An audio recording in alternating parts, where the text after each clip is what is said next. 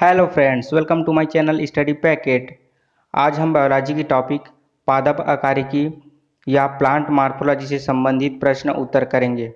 इससे पहले जो नए हैं चैनल स्टडी पैकेट को जरूर सब्सक्राइब करें। तो शुरू करते हैं आज का क्लास। सबसे पहला क्वेश्चन है, जड़ों की कोशिकाओं में लंबे रोमों जैसे भाग को क्या कहा जाता है? तो इसका सही उत्तर आएगा ऑप्शन बी, रूट हेयर। जड़ों की कोशिकाओं में लंबे रोमों जैसे भाग को रूट हेयर कहा जाता है। पौधे का वह हिस्सा जो भूमि के अंदर छिपा हुआ होता है उसे जड़ या रूट कहा जाता है। यह जड़ मिट्टी के कणों को परस्पर बांधे रखती है और पौधों को भूमि में स्थिर रखती है।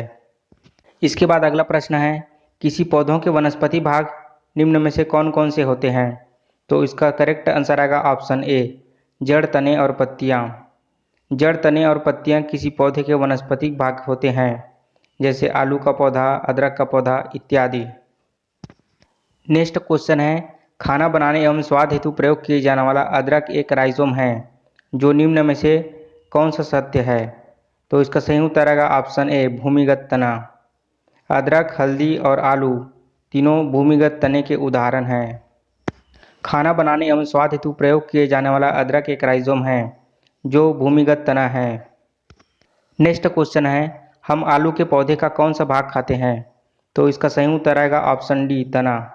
आलू के पौधे का तना वाला भाग सब्जी के रूप में प्रयोग किया जाता है। आलू का सर्वाधिक उत्पादन चीन में होता है। भारत आलू उत्पादन में दूसरा स्थान पर है। इसके बाद अगला प्रश्न है, निम्नलिखित में से गलत कथन चुनें। पत्तियों में कोशिकाओं की ऊपरी और निचली परत ऑप्शन ए आंतरिक भागों की रक्षा करती है, ऑप्शन बी पानी की मात्रा को नियंत्रित करती है, ऑप्शन सी भोजन का संश्लेषण करती है या ऑप्शन डी गैसों का आदान प्रदान करती है। तो इसका आंसर आएगा ऑप्शन सी, भोजन का संश्लेषण करती है। यह कथन गलत है। पत्तियों में कोशिकाओं की ऊपरी और निचली परत आंतरिक भागों की रक्षा करती है, पानी की मात्रा को नियंत्रित करती है और गैसों का आदान प्रदान भी करती है। नेक्स्ट क्वेश्चन है, पौधे का कौन सा हिस्सा गैसों के आदान प्रदान में सहयोग करता है? तो इसका सही उत्तर आएगा ऑप्शन डी, पत्तियाँ। पौधों में श्वसन गैसों का आदान प्रदान शरीर की सतह द्वारा विसरण क्रिया से होता है। इसके बाद अगला प्रश्न है, पौधों में गैसों का आदान प्रदान किस माध्यम से होता है? तो इसका सही उत्तर आएगा ऑप्शन ए, रंध्र। पौधों में गैसों का आदान प्रदान रंध्र के माध्यम से होता है। नेक्स्ट क्वेश्चन है, निम्नलिखित में से कौन सा ऑप्शन पादप का एक वर्दी भाग नहीं है? ऑप्शन ए फल, ऑप्शन बी पत्ती, ऑप्शन सी तना, ऑप्शन डी जड़। तो इसका सही उत्तर आएगा ऑप्शन ए, फल। फल पादप का एक वर्दी भाग नहीं है। पत्ती, जड़ तथा तने पौधों के वर्दी भागों के अंतर्गत आते हैं।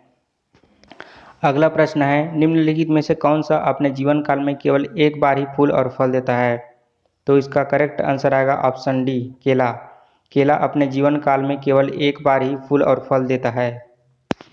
इसके बाद नेक्स्ट क्वेश्चन है, केले का खाने योग्य हिस्सा क्या कहलाता है? तो इसका करेक्ट आंसर आएगा गाइस ऑप्शन बी, अंतः फल भित्ति और मध्य फल भित्ति। केले का खाने योग्य हिस्सा अंतः फल भित्ति और मध्य फल भित्ति कहलाता है। इसके बाद अगला प्रश्न है, निम्नलिखित में से कौन सा एक फलीदार पौधा है?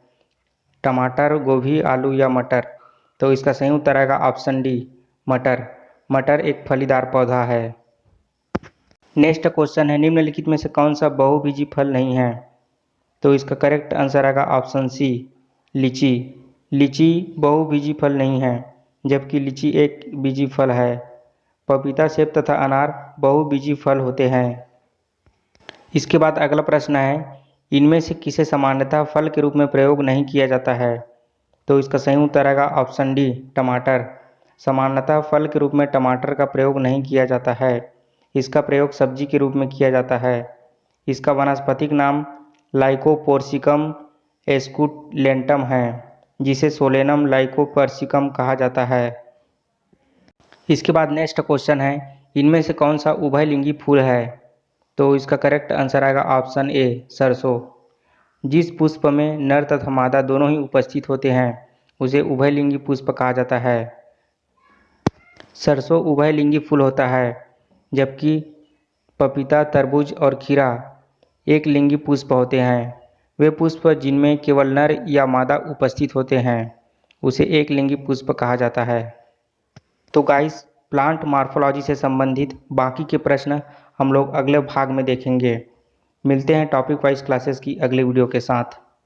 Thank you.